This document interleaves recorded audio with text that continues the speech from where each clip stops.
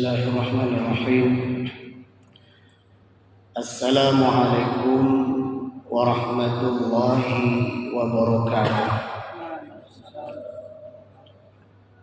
Alhamdulillah, salatan wa salaman ala Rasulillah wa ala alihi wa sahbihi wa mawalah. A'udzu billahi minasyaitonir rajim.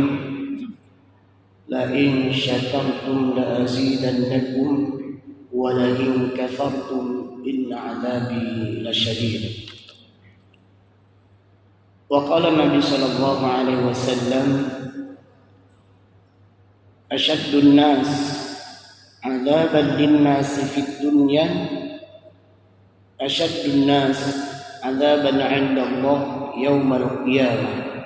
Rawahu Ahmad. Hadirin sidang jamaah salat maghrib dan isya serta para pendengar dimanapun berada yang dirahmati Allah Subhanahu wa Ta'ala. Judul nasihat kita pada kesempatan yang berbahagia ini adalah memahami dan memaknai kemerdekaan. Insyaallah Indonesia genap merdekanya berusia 77 tahun dan besok 17 Agustus tahun 2022 sudah mencapai 77 tahun kemerdekaan kita. Apa yang kita fahami, apa yang kita maknai dari kemerdekaan itu? Saya mencoba menelusuri dan membaca beberapa cuplikan puisi Taufik Ismail tentang kemerdekaan, sehingga saya membuat beberapa kesimpulan bagaimana kita memahami dan memaknai kemerdekaan. Kemerdekaan itu dimaknai adalah syukur. Artinya kita bersyukur kepada Allah Subhanahu wa Ta'ala karena sudah terbebas daripada penjajahan Jepang, Inggris, Belanda, Portugis, dan siapapun yang mendukung penjajahan itu. Alhamdulillah sejak tahun 1945 kita sudah merdeka. Nah, di sini patut kita syukuri. Karena kalau kita perhatikan, bangsa manapun, suku manapun, manusia manapun, mereka tidak ingin menjadi bangsa, suku, dan manusia yang terjajah dan dijajah. Maka ini harus kita sikapi. Yang pertama yang harus kita pahami bahwa bersyukurlah kita kepada Allah Subhanahu wa Ta'ala. Maka oleh karena itu, makna syukur yang sudah kita fahami selama ini adalah bagaimana kita memanfaatkan semua rahmat dan nikmat dari Allah Subhanahu wa Ta'ala itu pada tempatnya. Artinya apa? Tidak menyalahgunakan rahmat dan nikmat Allah. Termasuk kemerdekaan yang sudah kita miliki hari ini jangan disalahgunakan. Tapi tolong disyukuri atas rahmat kemerdekaan ini. Itu makna yang pertama. Yang kedua, merdeka atau kemerdekaan itu bermakna bebas. Nah, ini mungkin agak sedikit berat kalau kita bahas. Apa makna bebas di sini? Segala bentuk penjajahan, penindasan, kezaliman, kejahatan itu memang betul-betul bebas kita rasakan dan itu tidak ada. Maka kita melihat dalam diri kita, di antara penjajah dalam diri kita adalah maksiat. Maka ketahuilah, orang yang bermaksiat kepada Allah Subhanahu wa Ta'ala itu pada hakikatnya, pada dasarnya mereka adalah orang yang menjajah dirinya sendiri. Karena efek daripada penjajahan adalah menderita, tidak senang. gelisah. Kalau bahasa sekarang galau, apapunlah namanya. Jadi ketahuilah apapun bentuk maksiat yang kita lakukan, itu pada dasarnya adalah membuat pribadi seseorang tersebut gelisah, hidupnya tidak tenang. Maka solusinya apa? Bertaubat. Apapun bentuk maksiat yang dia lakukan, apakah itu maksiat kecil, apakah itu maksiat besar, maka dia bertaubat kepada Allah Subhanahu wa taala. Untuk apa? Agar dirinya terbebas dari segala bentuk penjajahan. Justru ini adalah penjajahan yang sangat membahayakan. Seseorang terlihat dari luarnya seolah-olah dia hebat, tapi sebenarnya dia adalah menjajah dirinya sendiri. Kita naik level yang lebih tinggi dari itu adalah bagaimana dengan keluarga kita. Posisi antara suami dan istri, istri dengan suami, dan orang tua dengan anak-anak. Kalau bahasa sekarang mungkin kekerasan rumah tangga. Nah ini juga penjajahan. KDRT, Masya Allah, nyambung. Iya, penjajahan. Singkatannya KDRT. Nah bagaimana seorang suami memiliki sikap tanggung jawab kepada istri dan anak-anaknya. Juga seorang istri memiliki tanggung jawab kepada suami dan anak-anaknya, orang tua dan anak-anaknya. Orang tua yang mencintai dan menyayangi anak-anaknya, anak-anaknya yang menghormati kedua orang tuanya. Bila ini dimiliki, maka keluarga tersebut adalah keluarga yang sangat bahagia. Nah ini masalah yang muncul dalam kehidupan sebuah keluarga, di mana merasa seorang istri itu dijajah oleh suaminya, atau seorang suami merasa terjajah oleh istrinya, atau anak-anak yang merasakan terjajah oleh orang tuanya. Atau tidak menutup kemungkinan dengan kondisi fitnah di akhir zaman, tidak sedikit anak-anak yang menjajah orang tuanya, mengusir orang tuanya sehingga dia menguasai rumah tersebut, ya rumah orang tuanya, maka dimasukkan konco-konco yang jahatnya, dia mendiami rumah tersebut dan diusir orang tuanya. Bukan tidak ada. Nah ini, maka sebenarnya pembinaan keluarga sakinah mawaddah warahmah ini harus terus dilakukan. Bukan hanya seseorang sebelum menikah disebut dengan catin, ya, bimbingan calon pengantin. Bukan hanya sebelum menikah, saat setelah menikah, saat berumah tangga, itu juga harus terus ada pembinaan. Dan tidak sedikit hari ini begitu banyak persoalan-persoalan dan kasus rumah tangga yang tidak terselesaikan. Rumah tangga tersebut tidak bisa menyelesaikan dirinya sendiri, antara suami dan istri, orang tua dengan anak. Kemudian aparatur kampung juga tidak sanggup menyelesaikan. Jadi siapa yang akan menyelesaikan? Ini masalah. Ini persoalan. Maka indah rasanya kalau misalnya dalam sebuah kampung, dalam aparatur kampung tersebut ada bidang yang menangani persoalan-persoalan rumah tangga.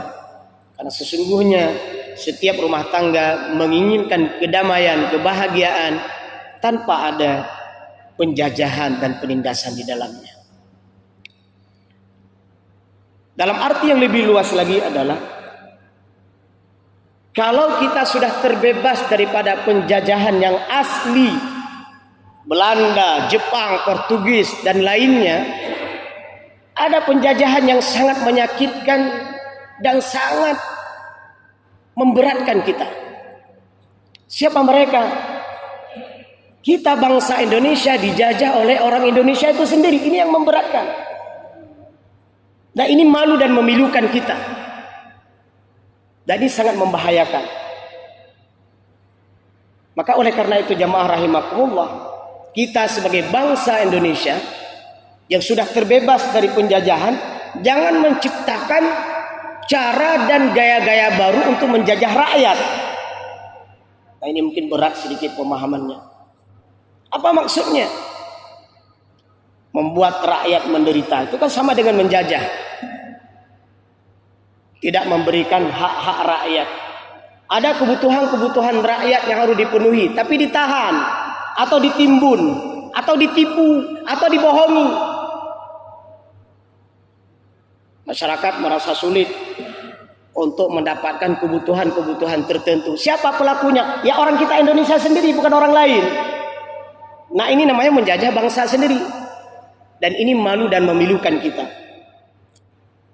Maka siapapun orangnya, apapun pangkat dan jabatannya, ketika dia sebagai bangsa Indonesia, orang Indonesia, maka pastikan janganlah dia menjadi bagian daripada penjajah kepada bangsanya sendiri. Jamaah rahimakumullah, merdeka juga bermakna berharga. Artinya apa?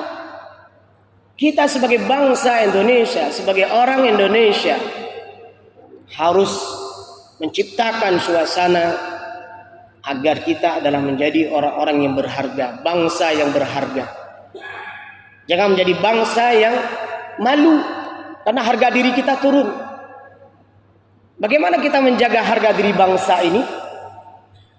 Dengan cara kita melakukan kegiatan-kegiatan yang bermanfaat. Waktu kedapatan gombong narkoba misalnya, siapa pelakunya? Orang Indonesia, malu kita, hilang harga diri kita. Tapi ketika ada berita orang Indonesia itu adalah orang yang hebat, ya, kemudian menang di event-event internasional, bangga kita, merasa berharga. Tapi ketika sesuatu yang tidak baik menimpa pada bangsa kita, dan ini apalagi mendunia, nah ini hilang harga diri bangsa kita.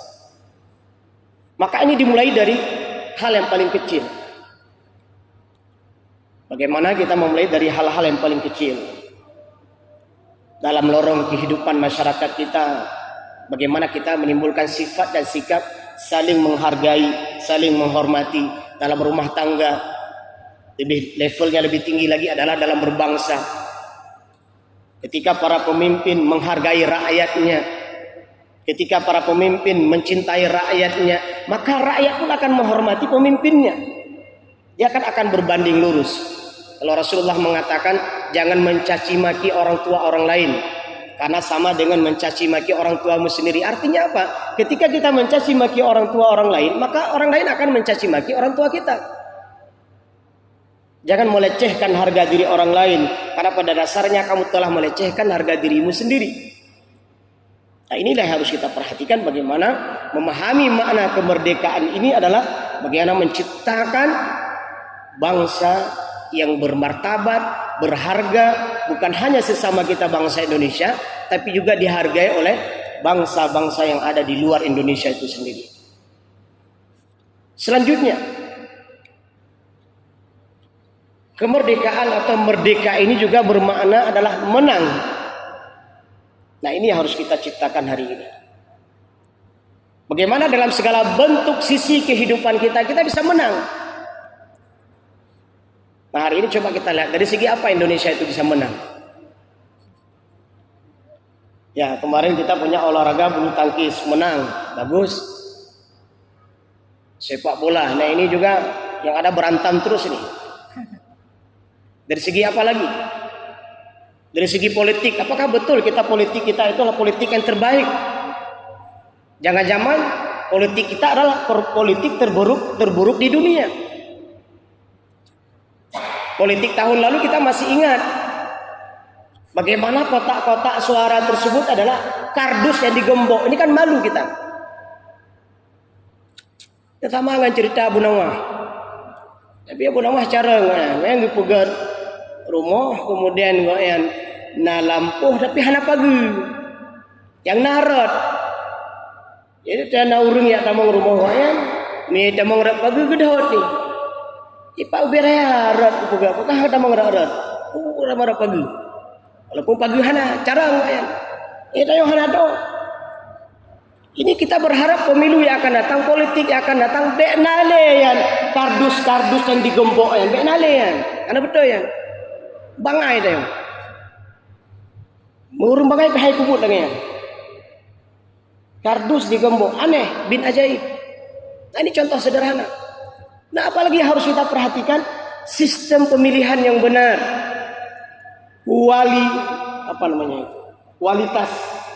Kualitas orang yang yang akan dipilih menjadi pemimpin juga ada syaratnya, sehingga nanti hasilnya maksimal dan profesional. Nah, ini harus diperbaiki. Kalau tidak, maka bangsa kita ini akan menjadi bangsa yang kalah dan bangsa pecundang. Nah, ini penting diperhatikan. Dari segi apa lagi? Dari segala hal. Dalam segala hal kita harus menjadi bangsa yang menang. Kemudian kemerdekaan juga dimaknai dengan memberdayakan. Masya Allah. Apa yang kita berdayakan?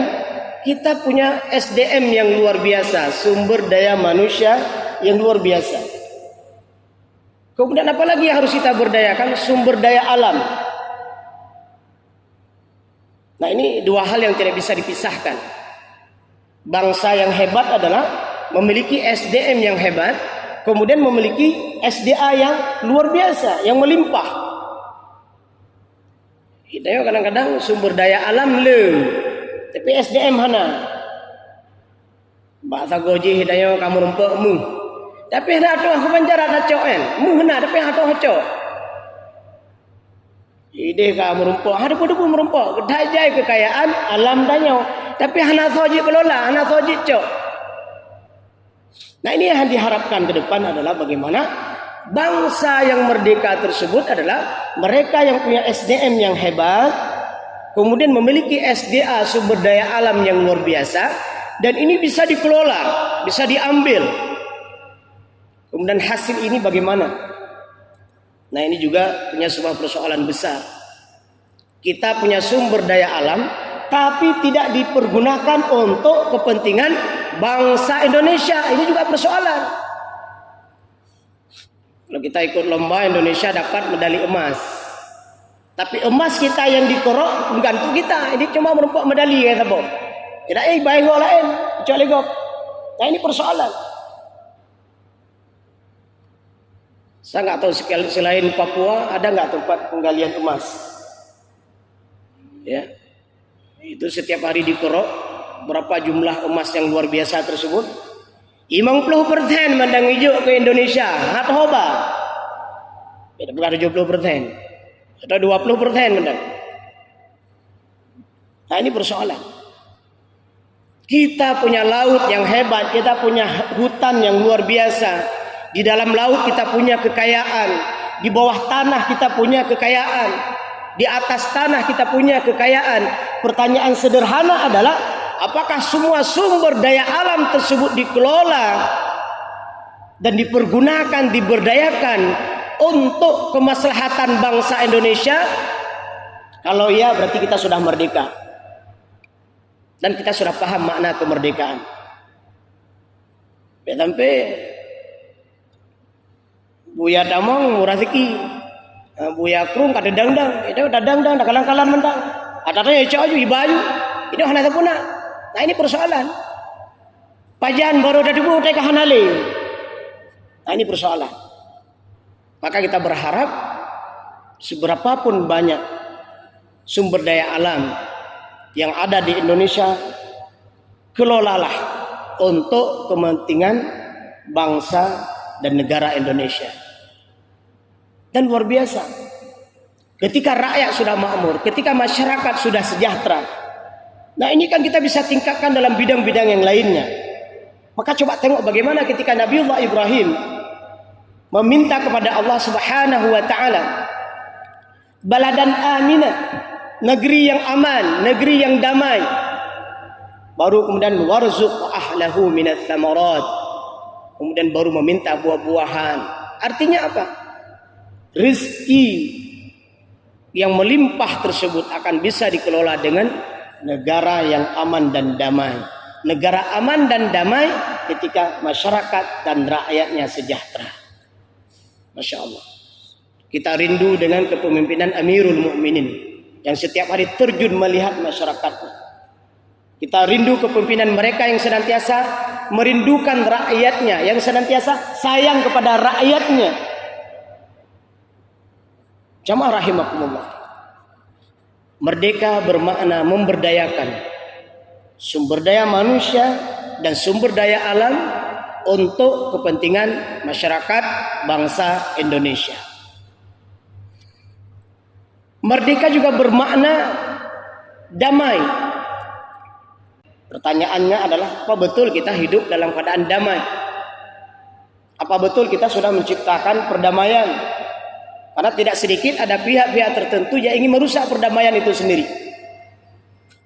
Apa betul kita merasakan damai dalam masyarakat kita? Maka persoalan yang paling besar yang dirasakan oleh masyarakat kita hari ini adalah mereka hidupnya gelisah.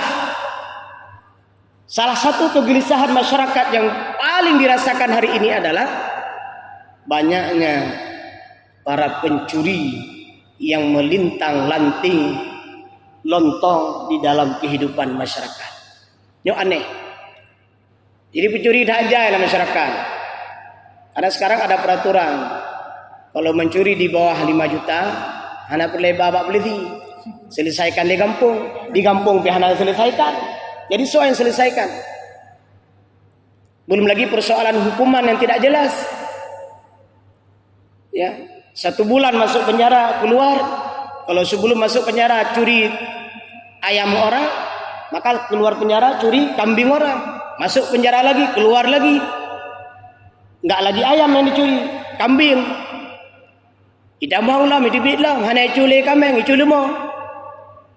Jadi pada dasarnya dia ke penjara itu ngapain? Untuk buhinan. Seharusnya di sana diberikan sebuah arahan agar dia bertaubat. Dah mati hal hidup. Dari tamang pijut iwam tamah jembun. Nah ini persoalan. Dan dia seperti kebal hukum.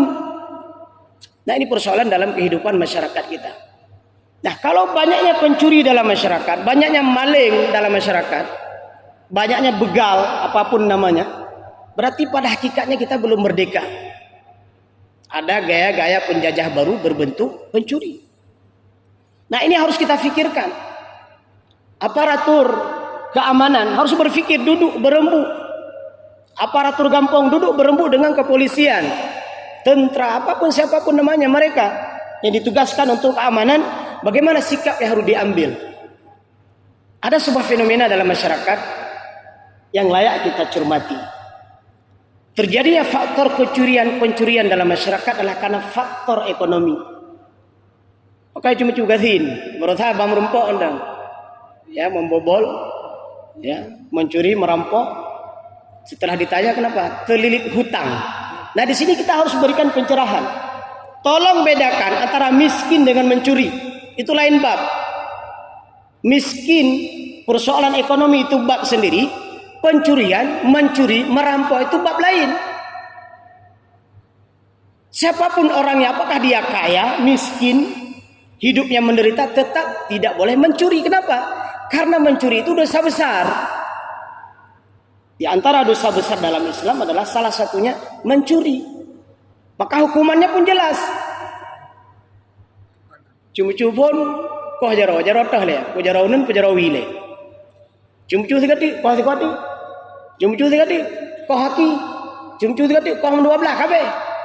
Untuk apa? Begitulah seharusnya untuk menyelamatkan harga diri orang banyak. Sidro mentang ikoh jarau, selamat urung tribedro. Yang sidro, Yohana, mutamah sehat ni, mutamah hayu lah, mutamah lengan ni lah. Nah ini persoalan. Ya. Dan ini harus diselesaikan dalam kehidupan masyarakat kita. Jadi dipisahkan kembali antara persoalan ekonomi dengan mencuri. Jadi jangan jadikan persoalan karena sulitnya ekonomi mencuri. Karena terlilit hutang mencuri, tidak boleh. Karena orang muslim itu harus dijaga kehormatannya, artinya jangan dicemari. Harus dijaga darahnya, artinya jangan dibunuh. Harus dijaga hartanya, artinya tidak boleh dicuri. Seseorang yang telah mengikrarkan asyhadu an la ilaha illallah wa asyhadu anna muhammadar rasulullah harus bisa menjamin kebaikan kepada saudaranya yang lain. Kalau mereka muslim ternyata masih melakukan kejahatan, maka dipertanyakan syahadat dan keislamannya.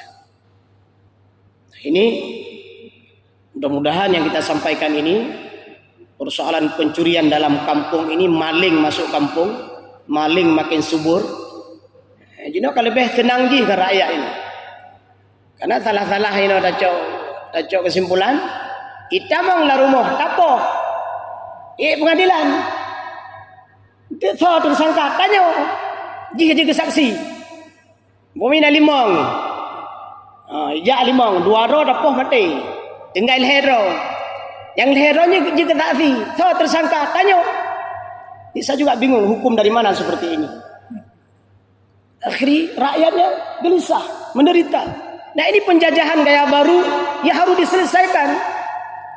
Dan kalau ini kita tanyakan hampir semua kampung lagi kan, mandum kampung menanjeno. Tidak ada kampung yang aman dari pencurian. Dan makin subur hidupnya dengan berbagai macam bentuk gaya model pencuriannya. Dan ini harus diselesaikan. Dan kita menghimbau dengan ceramah-ceramah seperti ini, kita menghimbau bagaimana solusinya. Apa hukuman yang layak? Bagaimana hukuman yang terbaik sehingga rakyat tidak terjajah, tidak tertindas oleh siapa? Para pencuri. Kemudian kemerdekaan atau merdeka ini juga adalah bermakna estafet. Masya Allah.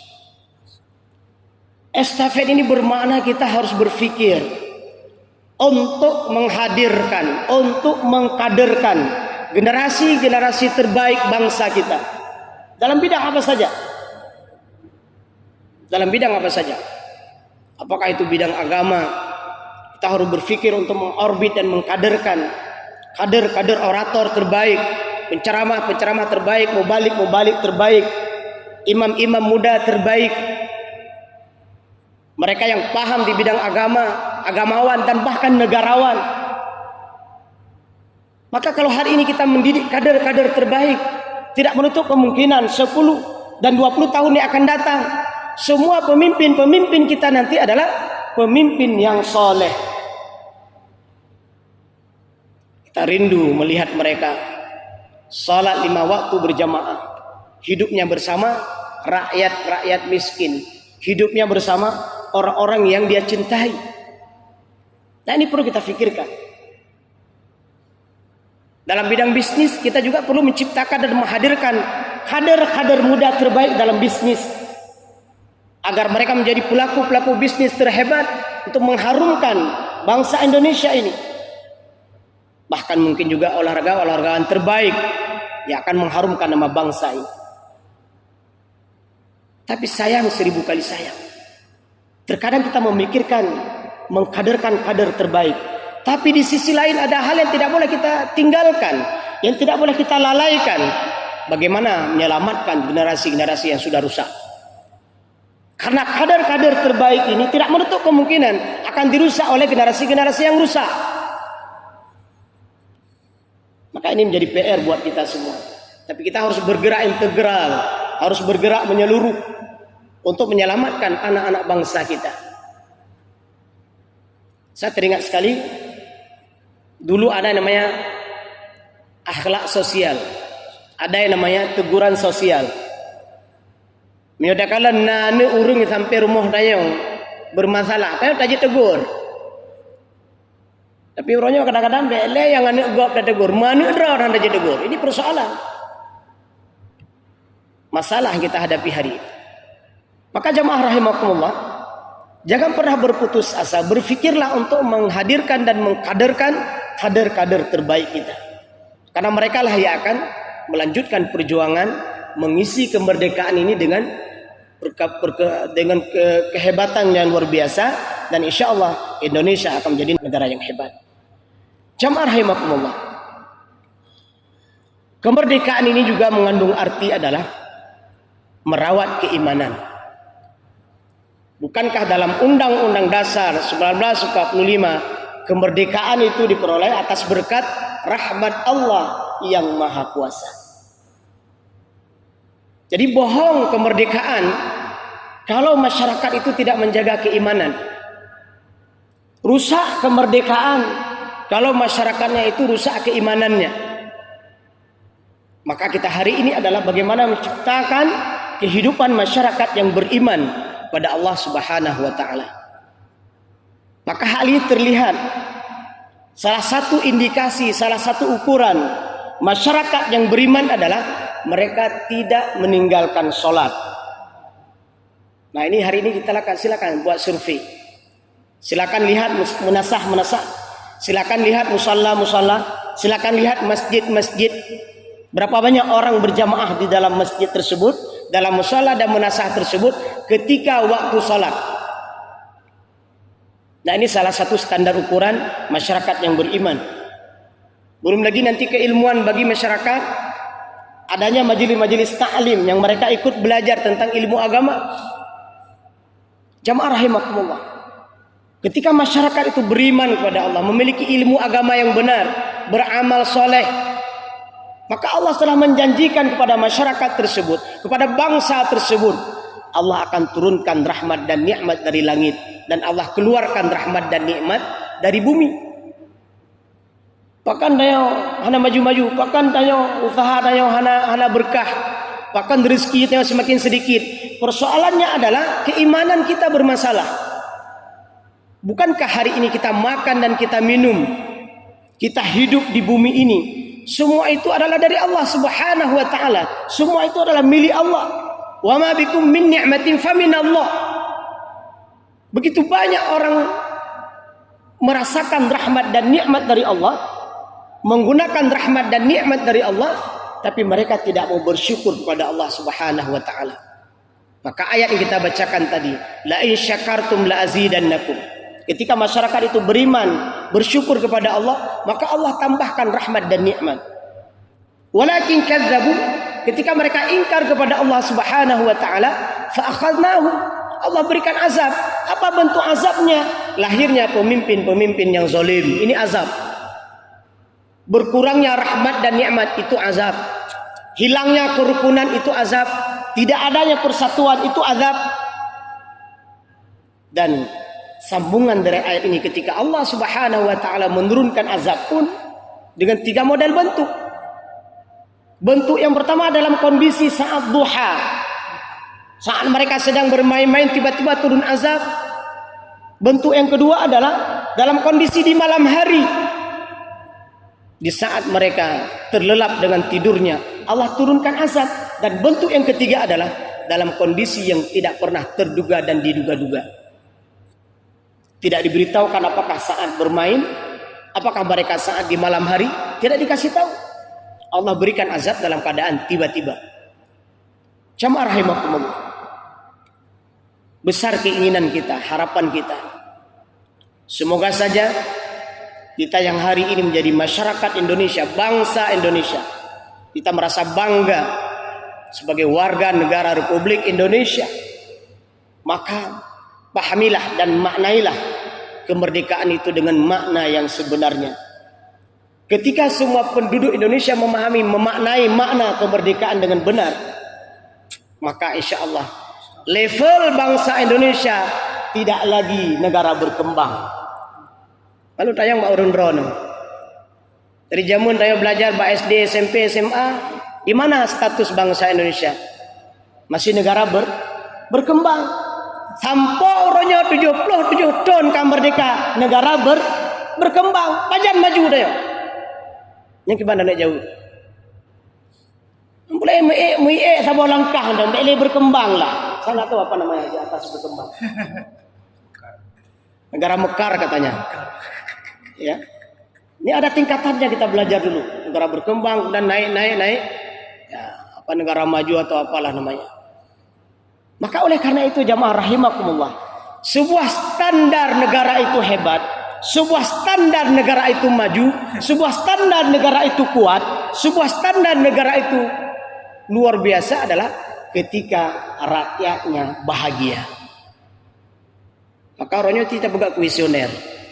Cijak bak Bandung masyarakat na bahagia ron. Ceritanya buka kuesioner. Standar lainnya apa? Kebutuhan rakyat terpenuhi. Standar lainnya apa? Hal-hal sarana dan prasarana negara tersebut semakin hebat. Itu anak bebeh persoalan. Persoalan jalan hana selesai-selesai. Persoalan pugak gut hana selesai-selesai. Tak ada persoalan. Hana selesai atas ya. Makanya ke negara berkembang tu. Hana maju-maju ni. Igapkan lagi tu mungkin. Iban cara dari pegak godnya. Ini god di komplek BT Harun ni dah berapa tahun ni? Dah 30 tahun lebih ya. Posisi godnya masih di bawah jalan. Kalau tu god palain, kayak atas jalan hidup ni. Kata nak iya dah belum. Karena god ni atas jalan. Ini salah. Berarti ada salah sketsa. Nah, salah program cara pegak god. Yang namanya god itu tetap di bawah jalan, bukan di atas jalan. Ya di jalan kang god nanti ya. Mungkin nanam pulain. Jadi seharusnya kita nggak ada lagi persoalan dengan jalan, nggak ada lagi persoalan dengan god, nggak ada lagi persoalan dengan pinggiran pantai, nggak ada lagi persoalan dengan sungai kita, nggak ada lagi persoalan itu. Itu sudah selesai semua. Kita ke depan berpikir bagaimana menghadirkan program-program terbaik untuk rakyat, bagaimana mencerdaskan rakyat, bagaimana membahagiakan rakyat. Itu harus kita fikirkan. Maka itu hana maju-maju yang kaya. Dia tak masalah. Nah, siapa yang ciptakan masalah? Tanya sendiri. Maka jamaah rahimakumullah, kita berharap dan berdoa kepada Allah Subhanahu wa taala. Semoga saja kita yang hadir pada hari ini, kita yang hari ini mendengar ceramah singkat ini, jadilah Anda sebagai orang-orang yang memahami makna kemerdekaan ini, mengisi kemerdekaan ini dengan pembangunan, jadi pribadi-pribadi yang terbaik dalam segala bidang, dan menjadi warga masyarakat bangsa Indonesia yang berharga di mata manusia dan berharga dalam pandangan Allah Subhanahu wa taala. Semoga saja keinginan kita Indonesia yang menjadi negara baldatun thayyibatun wa rabbun ghafur akan terwujud ketika kita sebagai bangsa Indonesia mewujudkannya dengan mengharapkan rahmat dan ridho dari Allah Subhanahu wa taala. Demikian ceramah singkat yang bisa kami sampaikan, mudah-mudahan bermanfaat. Mohon maaf atas segala kekurangan. Terima kasih atas segala perhatian. Subhanakallahumma wa bihamdik asyhadu an la ilaha illa anta astaghfiruka wa atubu ilaika. Assalamualaikum warahmatullahi wabarakatuh.